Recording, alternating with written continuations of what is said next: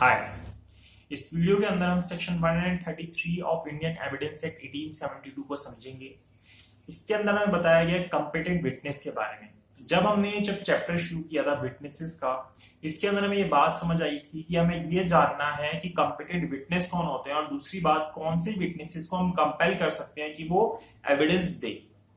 तो हमें ये समझ आया था कि कॉम्पिटेंट विटनेस कोई भी हो सकता है, किसी भी व्यक्ति को हम विटनेस बना सकते हैं। सिर्फ शर्त इतनी होती है कि उस व्यक्ति को कोर्ट के द्वारा पूछे गए क्वेश्चन समझ आने चाहिए और वो व्यक्ति उन क्वेश्चनों का एक रैशनल जवाब दे पाए, तो हम उसको कॉम्पिटेंट विटनेस बोल देते हैं।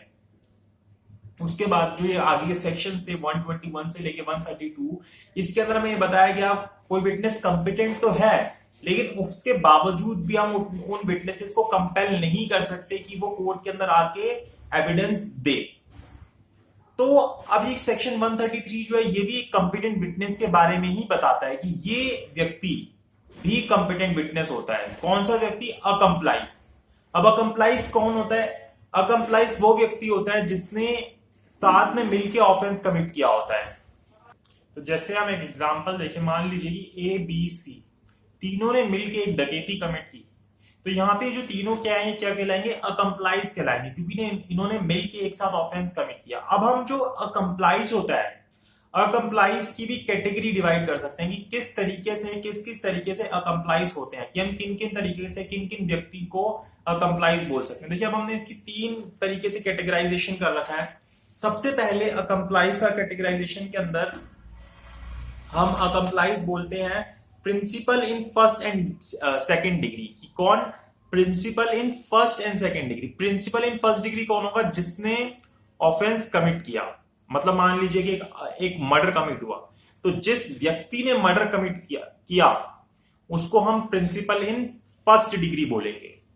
उसके बाद सेकंड डिग्री का जो पर्सन होता है वो व्यक्ति वो होता है जिसने असिस्टेंस दी होती है, मतलब कि जो साथ में मिलके ऑफेंस को कमिट करता है। मतलब कि एक फर्स्ट डिग्री हो गया, एक सेकंड डिग्री हो गया। फर्स्ट डिग्री जिसने खुद ऑफेंस कमिट किया है। सेकंड डिग्री कौन हो गया? जिसने उसकी हेल्प की है उस ऑफेंस को कमिट करने में, मतलब कि एक तरीके से उसको असिस्ट किया है। जैसे वो एक मर्डर कमिट हो रहा है, मर्डर कमिट होते हुए एक व्यक्ति ने क्या किया? उसकी हेल्प करी। जब उसने मर्डर कर दिया तो बॉडी को काटने के अंदर या फिर बॉडी को एक सही जगह पे पहुंचाने के अंदर, तो वो कौन हो गया? उसने उसकी हेल्प करी, तो ये सेकेंड डिग्री का हो गया।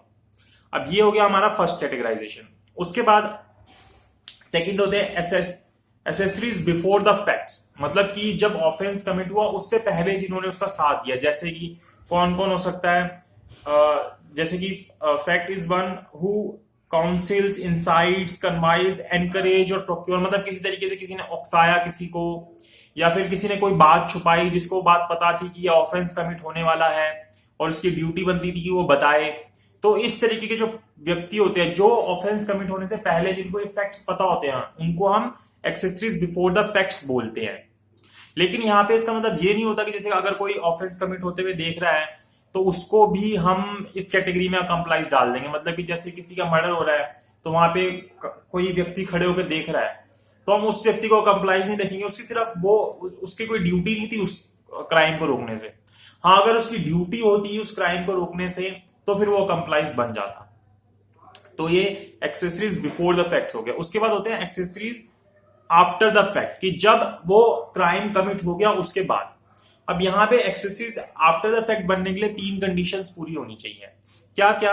पहली कंडीशन ये होती है the felony must be complete, जो क्राइम है वो कंप्लीट हो चुका हो, उसके अंदर उसकी कोई भागीदारी नहीं है, लेकिन वो जो ऑफेंस है वो पूरा कंप्लीट हो चुका हो। दूसरी बात, वो जो व्यक्ति है अब जो उसका साथ देने वाला है उस ऑफेंस कमिट होने के बाद, वो उस चीज से उसको नॉलेज हो उस बात की कि ये जो व्यक्ति मेरे पास आया है इसने ये ऑफेंस कमिट किया। और तीसरी बात, वो किसी भी तरीके से उस व्यक्ति की हेल्प करे। अब जैसे एग्जांपल देता हूं, मान लीजिए कि ए ने मर्डर किया था, जैसे अभी मैंने बताया।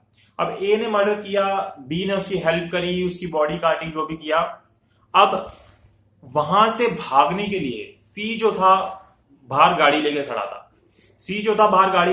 और ए और बी उसमें आके बैठे और सी को पता था कि ए और बी जो है ये ऑफेंस कमिट करके आए, और सी ने ए और बी की मदद करी कि वो उसको स्टेट से बाहर छोड़ाए, ए और बी को स्टेट से बाहर छोड़ाए, जो सी है। तो यहाँ पे सी भी जो है वो क्या बन जाएगा? अकम्प्लाइज बन जाएगा। और अकम्प्लाइज कौन सा?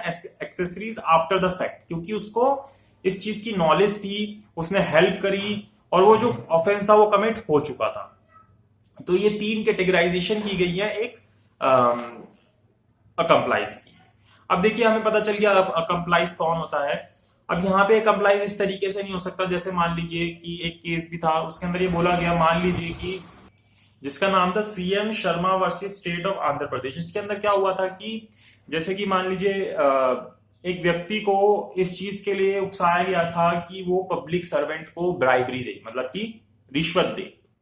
अब यहाँ पे ये बोला गया कि ये जो व्यक्ति जिसने पब्लिक सर्वेंट को ब्राइबरी दी ये भी क्या है, एक कंप्लाइज है। लेकिन कोर्ट ने इस बात को मना कर दिया कि वो कंप्लाइज नहीं कहलाएगा। उसके साथ तो आपने जबरदस्ती करके उससे ब्राइबरी ली है, उसको उकसाया है कि वो आपको पैसा दे, तो वो व्यक्ति कंप्लाइज नहीं कहलाएगा। अकम्प्लाइज वो व्यक्ति होता है जिसने साथ में मिलकर ऑफेंस कमिट किया हो। यहाँ पे उस व्यक्ति ने साथ में मिलकर ऑफेंस कमिट नहीं किया है तो उसको अकम्प्लाइज नहीं बोला जाएगा। अब एक बार अगर हम सेक्शन 133 को रीड करें तो सेक्शन क्या बोलता है कि an accomplice shall be competent witness, कि एक कंप्लाइज जो होता है वो क्या होता है, कॉम्पिटेंट विटनेस होता है अगेंस्ट एन एक्यूज पर्सन, एक एक्यूज पर्सन के against. And a conviction is not illegal merely because it proceeds upon uncorroborated testimony of an accomplice। और अगर हमने उस की जो टेस्टिमनी है उसको अनकॉरोबरेट, मतलब कि कॉरोबरेट नहीं किया, कहीं से कंफर्म नहीं किया, और सिर्फ उसके कहने पे ही हमने अगर एक व्यक्ति को सजा दे दी तो उसको इलीगल नहीं बोला जाएगा। यहाँ पे सेक्शन 114 का जो बी क्लॉज है उसके एग्जाम्पल को भी पढ़ा जाता है, जहां पे बोला जाता है कि हमें वहां पे मे वर्ड यूज होता है कि कोर्ट को भरोसा नहीं करना चाहिए एक कंप्लाइज की विटनेस के ऊपर। तो अभी जरूरी नहीं है कि कोर्ट उस पर भरोसा करे, कोर्ट की मर्जी है। कोर्ट को लगता है कि मुझे भरोसा कर लेना चाहिए तो कर सकता है, कोर्ट को लगता है कि नहीं भरोसा करना चाहिए तो फिर वो उसको कॉरोबरेट कर सकता है। लेकिन ये ऑर्डिनरी प्रूडेंस के अंदर बेसिकली ज्यादातर कोर्ट ऐसा करता है कि जो वो विटनेस देता है उसको कॉरोबरेट कर लेता है। अब हमें उसको कॉरोबरेट क्यों करना चाहिए, क्यों उसके ऊपर एकदम से भरोसा नहीं करना चाहिए, इसके तीन रीजन है। पहली बात कि उसका ये मोटिव हो सकता है कि वो गिल्ट को शिफ्ट करने की कोशिश करे, कि वो भी तो एक तरीके से भागीदारी था उस ऑफेंस के अंदर, तो वो चाहेगा कि मेरे ऊपर से चीज हट जाए और जो दूसरा व्यक्ति है उसके ऊपर आ जाए। दूसरा रीजन ये हो सकता है कि वो खुद भी तो एक इमोरल कैरेक्टर का व्यक्ति है, उसने भी तो ऑफेंस कमिट किया है, तो वो पर्जरी भी तो कर सकता है, गलत ऑफेंसेस भी तो दे सकता है कोर्ट के अंदर। दूसरा रीजन ये होगा कि उसको क्यों कॉरोबरेट कर लेना चाहिए। तीसरी बात कि वो सोचता है कि मैं अगर एक अकम्प्लाइज को अगर एक विटनेस बना लिया गया तो जब हम सेक्शन 306 के अंदर जाते हैं सीआरपीसी के अंदर, वहां पे उसको टेंडर पार्डन कर दिया जाता है। मतलब कि उसको ये बोला जाता है कि आप जो आपके साथ जिस व्यक्ति ने ऑफेंस कमिट किया है आप उसके बारे में बता दीजिए तो आपको पार्डन कर दिया जाएगा और आपको अप्रूवर बना लिया जाएगा, मतलब सरकारी गवाह बना लिया जाएगा। और हो सकता है कि जो आपके ऊपर सजा है वो कम हो जाए या फिर आपको माफ कर दिया जाए, आपको पार्डन दे दिया जाए।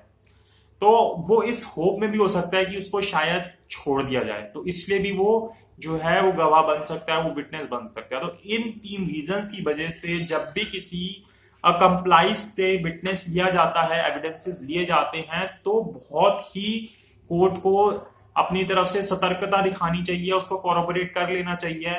अब कॉरोबोरेट एकदम सही तरीके से नहीं हो सकता कि हर एक चीज आप फैक्ट्स को कॉरोबोरेट कर रहे हो, कि कॉरोबोरेट करने के लिए कि जो चीजें हैं जो वो बोल रहा है वो किसी भी तरीके से मैच कर रही हैं जो बातें वो बोल रहा है। तो यहाँ पे हमें ये बताया गया। अब यहाँ पे केस है Raju versus state of Mysore का। क्या नाम है केस का? Raju versus state of Mysore. यहाँ पे बॉम्बे हाई कोर्ट का केस है। इसके अंदर 4 प्रिंसिपल्स दिए गए जब कॉरोबोरेशन करनी होती है उसके लिए। कॉरोबोरेशन मतलब कि जब उसके जो विटनेस है उसको कंफर्म करने के लिए कि भाई वो सही बात बोल रहा है या नहीं बोल रहा। तो पहली बात क्या बोली गई, that it is not necessary that there should be an independent confirmation of every material particular, कि ऐसा जरूरी नहीं है कि जो भी बातें उसने बोली गई उसको इंडिपेंडेंट कंफर्मेशन करी जाए, कि हर एक बात को कंफर्म किया जाए। दूसरी बात, that the independent evidence must not only make it safe to believe that the crime was committed but the same was reasonable, connect or tend to connect with accused by confirming in some material particular the testimony of the accomplice or complaint that the accused committed the crime। की जो आप independent कोरोबोरेशन कर रहे हो किसी ना किसी तरीके जो बातें अकम्प्लाइज बोल रहे हो उसकी बातों से मैच हो रहा हो। तीसरी बात, that the corroboration must came from independent sources, जो corroboration कर रहे हो किसी इंडिपेंडेंट सोर्स से हो जिसका कोई कनेक्शन ना हो क्राइम के अंदर। चौथी बात, that the corroboration need not to be direct evidence that the accused committed the crime, it is sufficient, it is merely circumstantial evidence of his connection with crime। की जरूरी नहीं है कि एकदम डायरेक्ट एविडेंस हो, वो सर्कमस्टांशियल भी हो सकता है जिससे पता चल रहा हो कि एक्यूज ने क्राइम कमिट किया है। अब यहाँ पे एक और केस है हुसैन उमर वर्सेस दलीप सिंह जी, AIR 1970 का केस है। इसके अंदर क्या बोला, the supreme court held that one complies can not corroborate another, कि एक कंप्लाइज जो है दूसरे को corroborate नहीं कर सकता। However if several compliances simultaneous